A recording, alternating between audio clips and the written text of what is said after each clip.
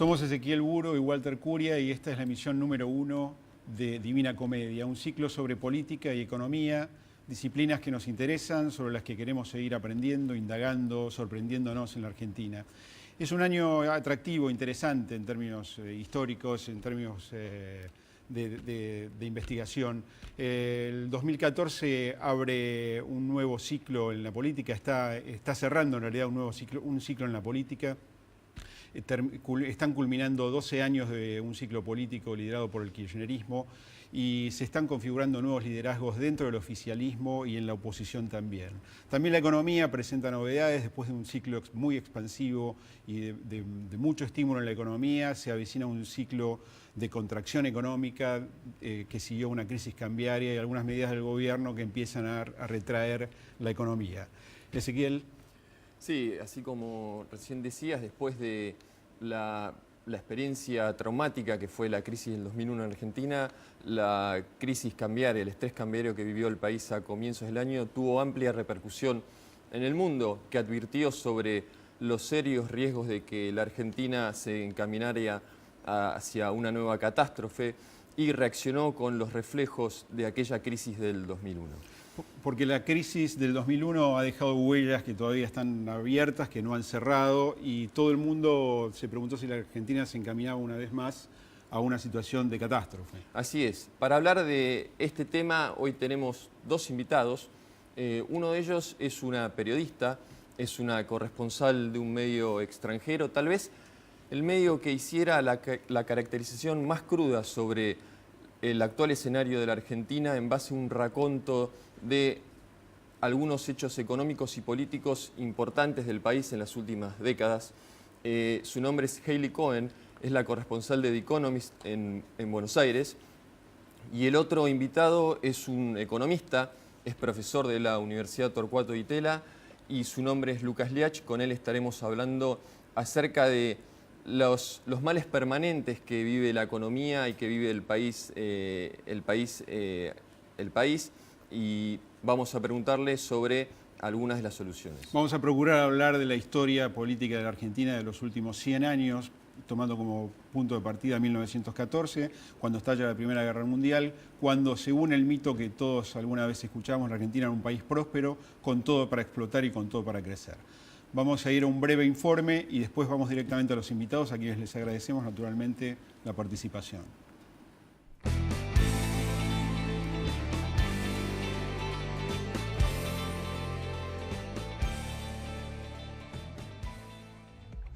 En enero de 2014, Argentina devaluó 18% y el precio del dólar aumentó un 23%. Era el pico de una crisis cambiaria que se había anunciado con la pérdida sistemática de divisas en los últimos meses del año anterior. Las reservas del Banco Central perforaron el piso de los 30.000 millones de dólares y así se llegó al nivel más bajo desde la crisis de 2001. Con los reflejos de aquel colapso, el mundo se hizo eco de la turbulencia cambiaria argentina y enseguida abundaron las comparaciones. Los principales medios del mundo llevaron el tema en la tapa de sus ediciones, elaboraron extensos informes y advirtieron sobre los riesgos de un nuevo derrumbe en la Argentina. The Economist, en su artículo La debacle de la Argentina, fue incluso más allá. Habló de una tragedia y del retroceso del país en los últimos 100 años. Buscó razones profundas para entender por qué la Argentina, habiendo sido en 1914 uno de los países más ricos del mundo, quedó relegada y no consiguió desarrollarse. Hoy su ingreso per cápita representa menos de la mitad del ingreso promedio de las 16 naciones más ricas del mundo. Por ejemplo, el PBI per cápita australiano, un país con una estructura económica y una geografía similar a la nuestra, triplica el de la Argentina. Muy lejos de eso, la Argentina hoy se ve obligada a compararse con otros países de la región y advierte que también pierde posiciones con sus vecinos. Esta semana se supo incluso que Colombia habría desplazado al país en el volumen de su economía y le arrebató el tercer lugar en América Latina.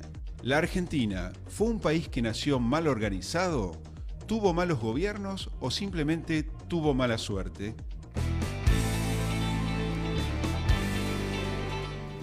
Estamos en Divina Comedia, este es el programa inaugural, el programa número 1, y tenemos nuestros invitados que ya presentamos: Hailey Cohen, corresponsal de The Economist, y Lucas Liach, economista y profesor de la Universidad Di Tella. Vamos a hablar de economía, vamos a hablar de política y vamos a hablar de la historia económica de la Argentina en los últimos 100 años. Y vamos a comenzar con Haley, que hizo una descripción bastante cruda de lo que para la revista, que es la Biblia del capitalismo, ha sido una declinación constante de la Argentina en los últimos 100 años. Haley, ¿cómo estás? Gracias por estar aquí. Muchas gracias por la invitación. Por favor. Y la pregunta es directa. ¿Cuándo comenzó la declinación argentina y cuáles son los motivos de la declinación? Cuestiones que explica un poco la revista. Hay muchas teorías sobre cuándo empezó el declive de Argentina y creo que en el artículo sugerimos un par de ellos. Y creo que algunas fuentes nos comentaron que el declive empezó en 1914. Otro candidato es 1930, en los 40 y en los 70 también. No hay un candidato claro para cuándo empezó el declive. Todos episodios históricos de la Argentina, sí, ¿verdad? 1914, que coincide con el estallido de la Primera Guerra Mundial. 1930, el primer golpe de Estado del siglo. Perón en 1945. Y la última estación. El otro golpe de Estado. El siguiente. En los 70, sí. Ajá. Sí. Lucas, querría preguntarte al estilo de Fabio Alberti. ¿Qué nos pasó a los argentinos? Bueno, primero que nada, suerte con el programa en esta Gracias. primera emisión. Espero que sea una vida larga. Bueno, uno es, yo leí con atención el artículo del Economist. La verdad que en líneas generales coincido bastante con lo que dice. Porque bueno, trata de presentar un debate que para los que nos dedicamos a historia económica argentina es casi el gran debate de la historia económica argentina. Uno de los puntos es cuándo empezó el declive. Por supuesto, declive acá quiere decir declive comparativo. No es que la Argentina hoy es más pobre que en 1914, sino que a otros les fue mejor en ese periodo, ¿no? Entonces, ¿cuándo empieza Argentina a crecer menos que los otros países? Declinación hay, sin duda. En términos, de nuevo, relativos. O sea, hoy un argentino promedio vive mejor que un argentino promedio de 1914. Claro. Pero esa mejora fue mucho más alta en otros países. Como menciona el Economist, éramos 4 veces Brasil en producto por persona y hoy somos un 30 o 40% más que Brasil en producto por persona. Entonces, eso es el primer tema, el declive relativo, ¿sí? Y por supuesto, entonces, poner la fecha no es tan fácil, digamos. Yo tiendo a coincidir, digamos, si uno hace esta medición de producto argentino comparado, que sí, el máximo es justo antes de la Primera Guerra Mundial. Uno todavía puede decir que en los años 20 la Argentina es una economía que funciona bastante bien. Es verdad que hay algunos otros países que crecen más, pero hasta los 20 claramente uno podía decir la Argentina es todavía un país rico y con futuro. Hay un famoso...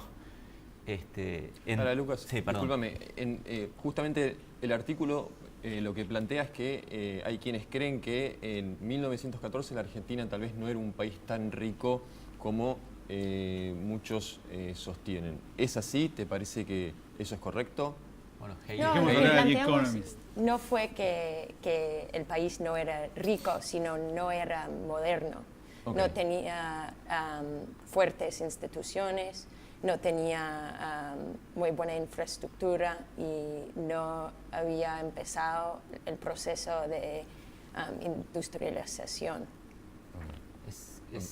Complementando un poco, es cierto, si uno ve a Argentina en el ranking de PBI per cápita, en ese momento es, suponete, 10 u 11, pero por ejemplo en temas como educación es un poco menos. Argentina es como 15 o 20, entonces es cierto que quizás hubo un componente de, un boom asociado a los recursos naturales, pero como dice Haley, no era tan moderno en un sentido de, ya haber, digamos, acumulado una cantidad de capital, industrias y capital humano como otros países. La supuesta riqueza de la Argentina de entonces, ¿pudo haber sido un factor perjudicial para el desarrollo de la Argentina, como algunas teorías sostienen, en lugar de haber sido un impulsor precisamente?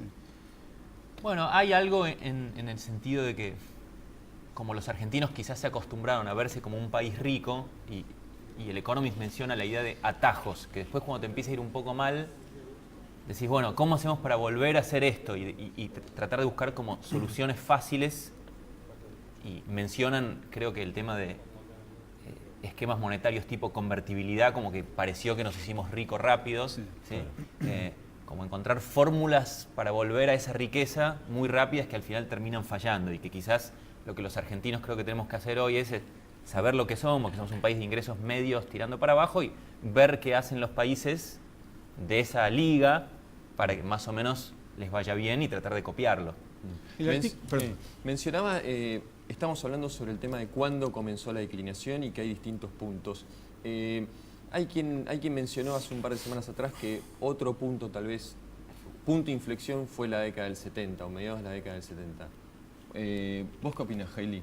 No, también incluimos este punto como un candidato para la declinación. Así que, pero es muy difícil ponerle una fecha fija. Fecha, mes y año. Sí, sí. Lucas, ¿qué opinas de los 70? Porque para muchos la dictadura fue una bisagra que partió a la Argentina por la mitad. Más allá de dictadura, no dictadura, porque uno puede poner 75 o 76, hace mucha diferencia.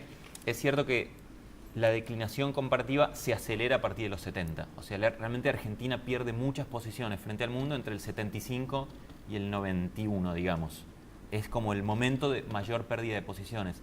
Creo que Federico Sturzenegger escribió una carta al Economist después de la etapa de Messi, diciendo, bueno, en realidad se acelera entre los 70 y los 90 y eso es cierto. Pero yo creo que antes ya venía una cierta declinación y a otros países les fue mejor que Argentina en el periodo 30-75, digamos. Quiero dejarles una pregunta antes de ir a una pausa breve. Hay algunas teorías que sostienen que una sociedad se conforma a partir de un interés en común, de un interés que sea común a todos sus habitantes. La Argentina parece haber estado fisurada, haber tenido una fractura a partir de eso. Los intereses de la comunidad no fueron únicos y siguen siendo diferentes. ¿Ustedes creen en esa teoría? ¿Creen que es uno de los males de la Argentina? ¿Lo responden en un minuto? ¿Puede ser? ¿Cómo no?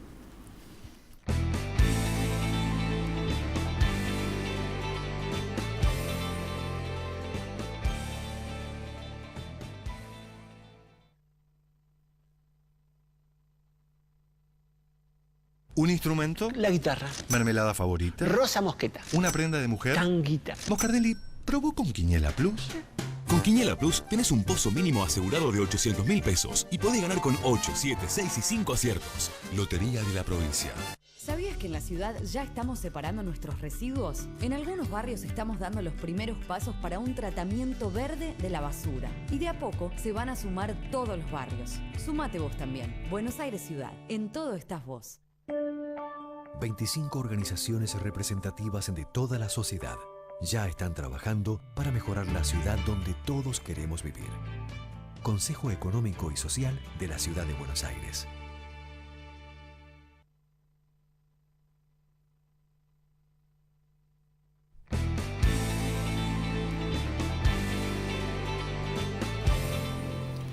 Estamos con Heli Cohen y con Lucas Liach en el segundo bloque de Divina Comedia y les dejamos una pregunta pendiente. Estamos hablando de los males de la Argentina, los males permanentes de la Argentina, y una de las dudas que planteábamos es si la Argentina tiene diferentes intereses contrapuestos y, a diferencia de lo que opinan las ciencias sociales, la comunidad no tiene un interés común y eso ha impedido que se desarrollara, que hay una fractura social que impide que la Argentina, con toda su potencialidad que conocemos a lo largo del último siglo, no ha podido explotar. La pregunta para Lucas es entonces...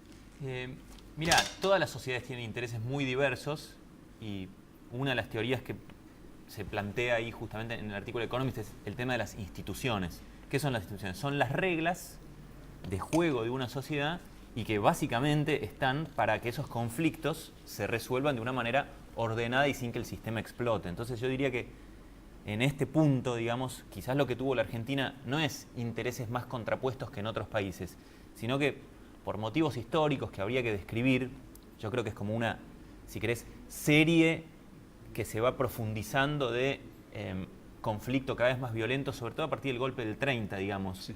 Sin ese golpe del 30, el radicalismo podría haber seguido gobernando, capaz podría haber sido la fuerza que incorporara a sectores sociales más bajos, pero dentro de un esquema más republicano que lo que después fue el peronismo, y ahí me parece que nos metimos en un ciclo de rotura de reglas sucesivas que no le hizo bien a la Argentina. Creo que en los últimos 30 años, en ese sentido hay un avance, con todos sus defectos, la democracia nuestra funciona, está sólida, y si bien a veces hay conflictos fuertes, en comparación con el pasado argentino, me parece que en ese rubro estamos mejor, digamos, ¿sí? En poder dirimir los conflictos que tiene una sociedad con unas ciertas reglas de juego más o menos compartidas por todos. La sensación de cualquier manera es que en la Argentina parece que los conflictos no se cerraran nunca, que permanecen abiertos. O sea, aparece un conflicto, la sociedad discute cuestiones que han sido discutidas hace 50 años. Por ejemplo, el petróleo. Todavía se habla de si el petróleo debe ser nacional o no, si tienen que haber empresas. Todavía nos preguntamos si empresas extranjeras deben explotar o no los recursos naturales de la Argentina. ¿Por qué crees que la Argentina, o por lo menos a mi entender, la sociedad no puede cerrar sus conflictos y los abre permanentemente?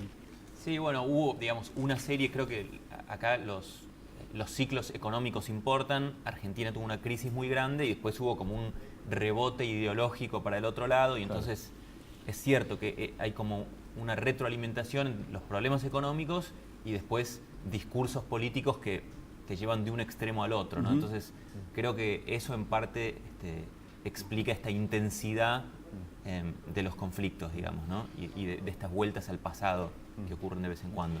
Déjame preguntarle, Walter, le quería hacer una pregunta a Hailey. ¿Qué sentiste trabajar este artículo sobre Argentina? ¿Cómo surgió la idea?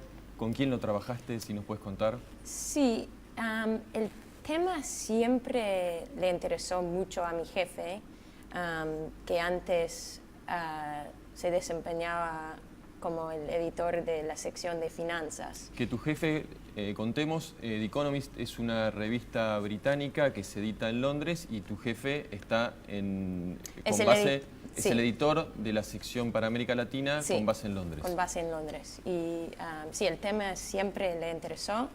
Y para él, como él tenía una base en finanzas, la trayectoria de la historia económica de Argentina siempre le interesó mucho y le pareció que valía la pena investigarla un poquito más. Ustedes tienen un método de trabajo particular, ¿verdad? Las notas en The Economist no son firmadas, sino que son producidas por un equipo.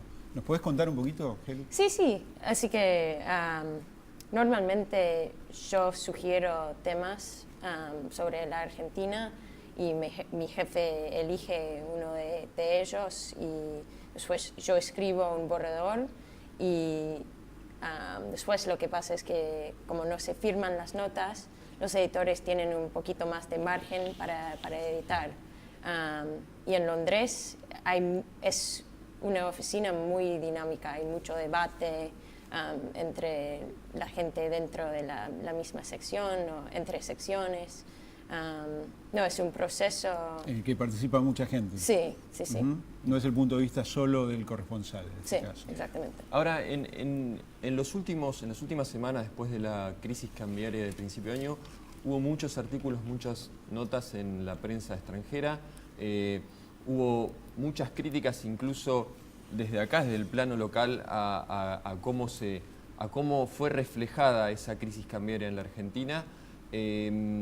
A vos, Lucas, bueno, ya dijiste algo en la introducción de que el reflejo de The Economist te parecía adecuado, pero vos que sos un estudioso, un académico sobre las cuestiones de la historia económica, ¿qué más nos puedes decir sobre esta nota extensa que ha tenido muchas opiniones? Sí, digamos, creo que obviamente la crisis cambiaria disparó, supongo, periodísticamente la cosa de hacer esta nota que era sobre otro tema, que era sobre un tema largo.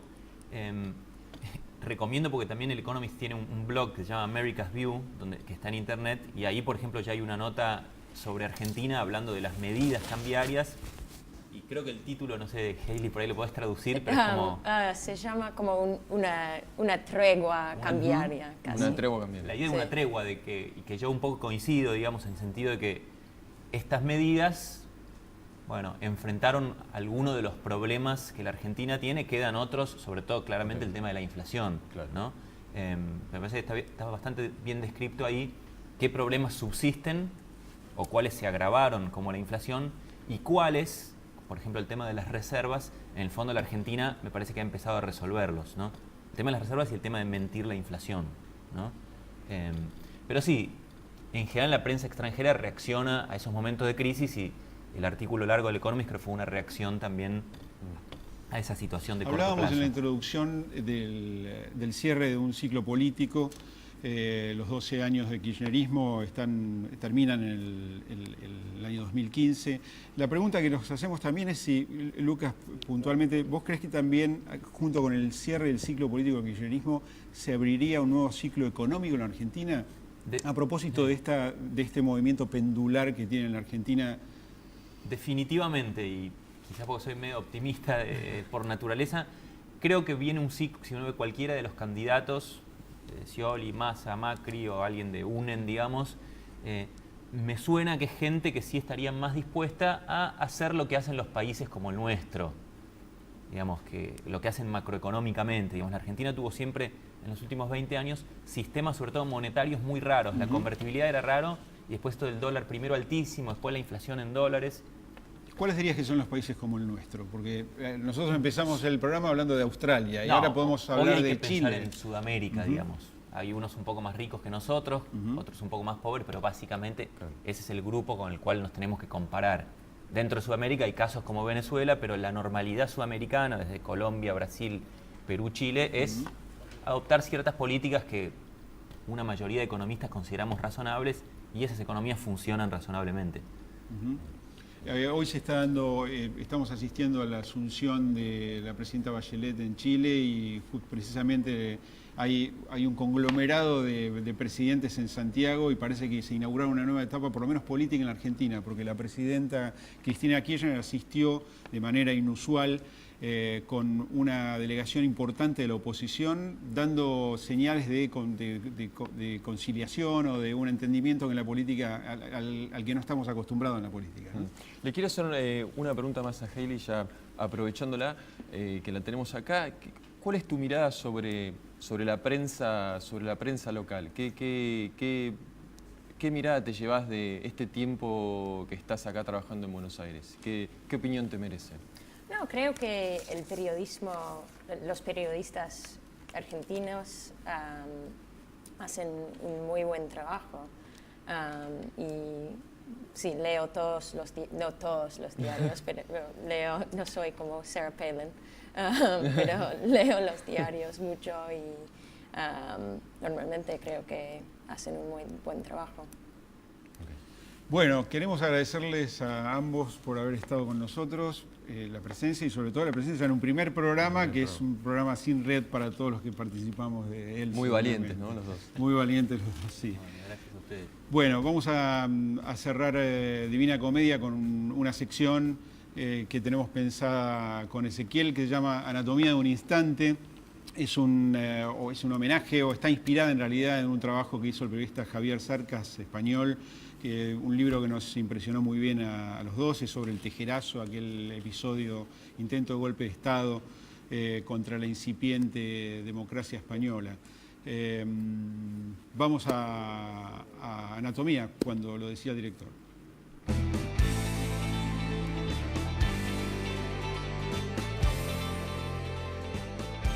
Bueno, Anatomía de un Instante presenta a este señor que está en la imagen.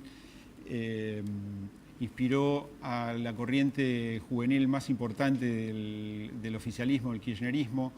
Héctor J. Cámpora, J. de José, está sufragando en esa imagen el 11 de marzo de 1973.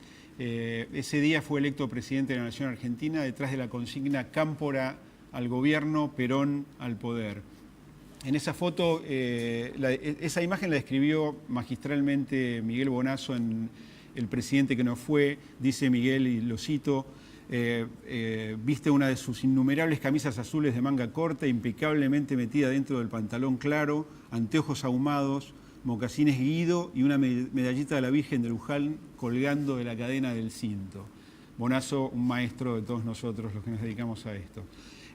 Bueno, era una Argentina diferente, una Argentina que daba lugar al regreso del general Perón, y una Argentina que tenía algunas particularidades económicas también, ¿no? Una Argentina, sin lugar a duda, con otros niveles de empleo, con otras demandas económicas sobre los gobiernos, muy distintas a las que tienen hoy estos gobiernos que han venido desde la restauración de la democracia en el 83, ¿no? Con tasas de endeudamiento más altas y demandas sociales más elevadas.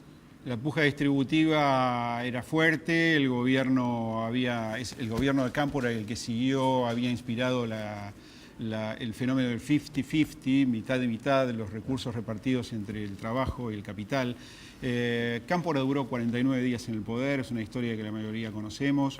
Fue empujado por la ortodoxia peronista, incluso por el propio Perón, que sería presidente un poco después, al año siguiente, y moriría en julio de 1974.